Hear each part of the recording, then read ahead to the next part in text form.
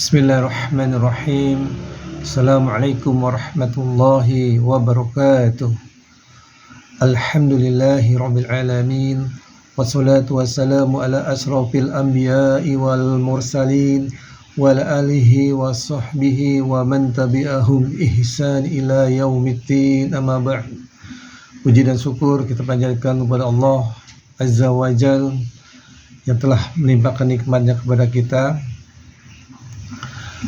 Salawat dan salam senantiasa kita curah limpahkan ke junjungan yang besar Sayyidina Muhammad sallallahu alaihi wasallam beserta keluarganya, sahabat-sahabatnya dan umatnya sampai yaumil akhir.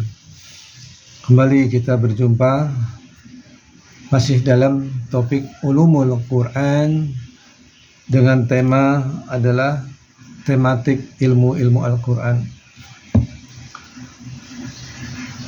Jadi Al-Quran itu yang seperti kita pahami adalah suatu kitab suci yang diturunkan dari Lauh Mahfuz melalui malaikat Jibril pada Nabi Muhammad SAW. Jadi sebelumnya diturunkan Al-Quran yang mulia ini, Allah telah mensterilkan wadahnya atau tempatnya harus bersih dan steril, yaitu tempatnya adalah tentu Nabi Muhammad SAW akan menerima wahyu. Jadi semenjak kecil pun Rasulullah sudah dibedah oleh malaikat Jibril, hatinya diambil lalu dibersihkan dan disucikan. Bahkan ada riwayat membersihkannya dengan air Zam-Zam dalam rangka agar hatinya yang kotor atau hati yang terdapat nafsu di situ dibersihkan, dan malaikat Jibril memasukkan hati yang baik saja, sehingga benar-benar steril hatinya. Ini dalam rangka Allah untuk menjaga wadahnya benar-benar steril. Juga ketika Rasulullah setelah menikah pun Rasulullah senantiasa menyendiri untuk muhasabah, untuk introspeksi diri di Gua Hiro. Ini cukup lama, berminggu-minggu beliau menyepi menjelang untuk menerima wahyu yang pertama di Gua Hiro. Ini benar-benar Allah benar-benar mensterilkan semuanya, baik itu wadahnya maupun Al-Quran yang sucinya itu sendiri. Untuk menjaga kesuciannya, Al-Quran itu Allah simpan dulu di Lauh Mahfuz, Dan Masya Allah, jadi yang pertama Allah ciptakan sebelum Allah menciptakan alam semesta yaitu pena, Lalu Allah memerintahkan pena, wahai pena, tulislah, Iqra. Pena menjawab, apa yang aku harus tulis ya Allah?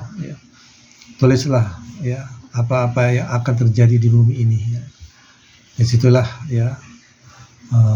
pena itu ditugaskan untuk mencatat apa yang terjadi, dan sekaligus tentu dalam hal ini juga Al-Quranul Karim yang terjaga di Lauh Mahfuz, tempatnya ada Lauh Mahfuz, tempatnya pena ada di Lauh Mahfuz. Dalam bahasa lauh itu artinya papan, mahfuz itu tulisan-tulisan. Jadi itulah Al-Quran berada di Lauh Mahfuz yang pernah kami sampaikan sebelumnya, yang turun secara berangsur-angsur melalui malaikat Jibril pada Nabi Muhammad SAW. Jadi Al-Quran itu ada beberapa dimensi, Dimensi yang pertama bagaimana cara membacanya, yaitu dengan qiraat atau tajwid. Qiraat itu sendiri adalah ilmu untuk mengetahui atau mempelajari bagaimana cara membaca Al-Quran dengan baik dan benar. Dan seperti kita sudah ketahui, sudah kita sampaikan bahwa qiraat itu yang ada sekarang ini ada sabaha 7, bahkan ada ulama berpendapat ada 10 qiraat. Jadi Ini ya yang perlu kita sampaikan untuk dimensi yang pertama. Dimensi yang kedua, ya, memahami kandungan atau tafsir, ya, tafsir. Dan yang ketiga, bagaimana cara penulisan, yaitu rosem.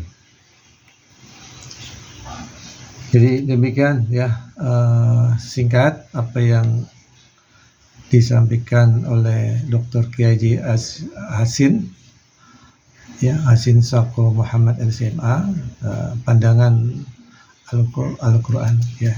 Insyaallah kita akan berjumpa di episode yang berikutnya. Wallahu a'lam bishawab. Barakallahu fiik.